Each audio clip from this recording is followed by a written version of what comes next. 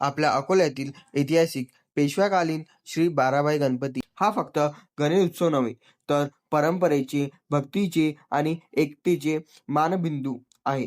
सन 1890 पासून सुरू झालेला हा उत्सव आजही तितक्याच श्रद्धेने आणि भक्तिभावाने साजरा केला जातो. बाराभाई गणपती म्हणजेच अकोल्याचा पहिला सार्वजनिक गणेश उत्सव मंडळ, ज्यांची सुरुवात लोकमान्य टिळकांच्या प्रेरणेने झाली.